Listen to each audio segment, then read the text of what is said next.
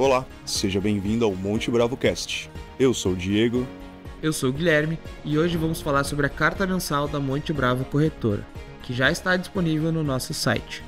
Todo mês, nosso time de análise faz um panorama do que acontece na economia e indica as principais tendências para os investimentos. A partir de agora, você confere os insights para o mês de agosto. Hoje é segunda-feira, 12 de agosto de 2024. Os mercados globais estão se recuperando depois das quedas dramáticas na segunda-feira passada, dia 5 de agosto. Como já comentamos aqui, houve uma forte turbulência com a valorização do iene e dados mais fracos da atividade econômica dos Estados Unidos. Isso porque grandes fundos e investidores no mundo todo que antes usavam a moeda japonesa para se financiar, passaram a vender ativos para reajustar suas estratégias. Só o Nikkei 225, o índice de referência da Bolsa de Tóquio, caiu 12% na segunda-feira passada. Foi o pior desempenho diário desde 1987. Nos Estados Unidos e na Europa, as quedas ultrapassaram 2%.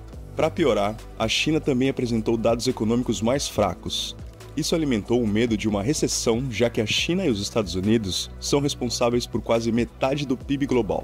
Mas, apesar do noticiário caótico, a área de análise da Monte Bravo destaca dois fatores que aliviam a nossa preocupação.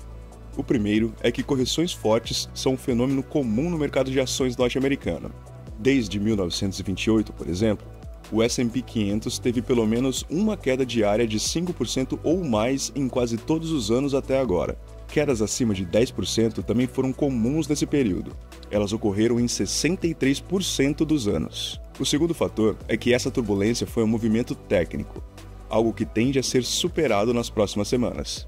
Ela, inclusive, acabou endossando nossa recomendação de preferência pela renda fixa global justamente por conta desses riscos de correção. Agora, nosso time de análise já vê um cenário mais favorável para o portfólio 60-40, com 60% de ações e 40% em renda fixa para investimentos no exterior. Nos próximos meses, o Banco Central dos Estados Unidos deve começar a cortar os juros por lá e confirmar nosso cenário base. Nossa visão é de uma sequência de cortes de 25 pontos na taxa dos Fed Funds até 2025, o que reduziria a taxa para 3,5% ao ano. Já o Brasil não foi tão afetado pela volatilidade global. Nossos ativos já estavam em queda desde meados de abril. O que complica a situação brasileira é a credibilidade ou a falta dela quando se fala em política fiscal, ou seja, a estratégia de gastos do governo. Como você já ouviu aqui no podcast, quando o arcabouço fiscal foi aprovado, lá em 2023, ele melhorou a percepção de risco dos ativos brasileiros, tanto que o dólar não faz muito tempo era negociado abaixo de R$5. Bons tempos. Só que o afrouxamento das metas em abril deste ano causou decepção e aumentou a percepção de risco fiscal entre investidores. Nossa área de análise conclui que esse fator foi o que mais contribuiu para o avanço do dólar desde então. Só para lembrar, a moeda americana saltou de R$5 em abril para R$5,70 no início de julho. Hoje, ela está perto dos 5,50. A falta de apoio do governo ao Ministério da Fazenda sabota a credibilidade do arcabouço e aumenta a incerteza dos investidores. Está claro que a busca do equilíbrio fiscal via aumento de impostos, que obteve certo resultado em 2023, esbarrou em um limite político e econômico. E esse desafio ficará ainda maior em 2025. O cenário base Monte Bravo considera que as contas públicas continuarão a ter resultado primário negativo de cerca de 1% do PIB. O que isso significa na prática? Bom, caso as condições continuem dessa forma, o Brasil provavelmente vai revisar de novo suas metas de superávit primário. Dessa forma, seguiremos em um cenário de corrosão da credibilidade fiscal. Esse cenário eleva o dólar, faz a inflação subir e abre espaço para um aumento da Selic, o que prejudica o crescimento do país e o nível de emprego. Na nossa visão, o equilíbrio das contas públicas só será possível com uma ampla revisão das despesas e das regras de vinculação do orçamento público, uma batalha que não será fácil. Além disso, a política monetária do Brasil também começa a despertar dúvidas. Falas recentes do presidente Lula sugerem uma política de juros mais folgada após a troca do comando no Banco Central brasileiro, em janeiro de 2025. Porém, o BC fez um movimento que consideramos uma estratégia de contenção de danos. A ata da última reunião do Copom deixou um ponto bem explícito. Todos os diretores do BC, incluindo Gabriel Galípolo, seu provável novo presidente, têm o objetivo de ancorar as expectativas de inflação em torno da meta. ou seja, não cederão a pressões pela queda da Selic. A princípio, funcionou.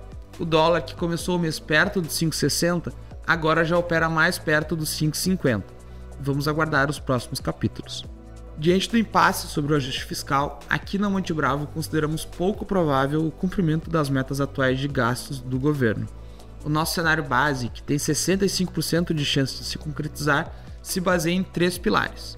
Primeiro, o cenário global tende a evoluir para uma configuração mais construtiva assim que a turbulência atual nos mercados for superada. Segundo, e mais importante, o ruído fiscal em torno do orçamento tende a se encerrar e o governo tende a trabalhar para trazer o déficit primário para algo entre 0,5% e 1% do PIB entre 2024 e 2026. O terceiro e último pilar do nosso cenário base é que, após a indicação do novo presidente do BC, o ruído em torno da política monetária tende a se encerrar. Desta forma, recupera-se a credibilidade da política monetária. Portanto, enxergamos espaço para um desempenho positivo da Bolsa de Valores e de outros ativos de risco no Brasil, com chance de performance acima do CDI. O outro cenário que projetamos, com 35% de chance de acontecer, é um pouco mais desconfortável. Nele, o BC não faz nenhum esforço adicional contra a aceleração da inflação, da mesma forma que aconteceu nos tempos do governo Dilma. Nesse caso, haveria forte alta do dólar e queda nos ativos de risco. As cartas estão na mesa. Nosso episódio de hoje vai ficando por aqui. Para conferir a nossa carta mensal na íntegra, acesse o site montebravo.com.br e clique na aba de conteúdo. Lá você também encontra análise de empresas e a nossa carteira recomendada, que traz oportunidades de investimentos em ações brasileiras. Aí não deixe de seguir a Monte Bravo nas redes sociais. Um abraço e até a próxima!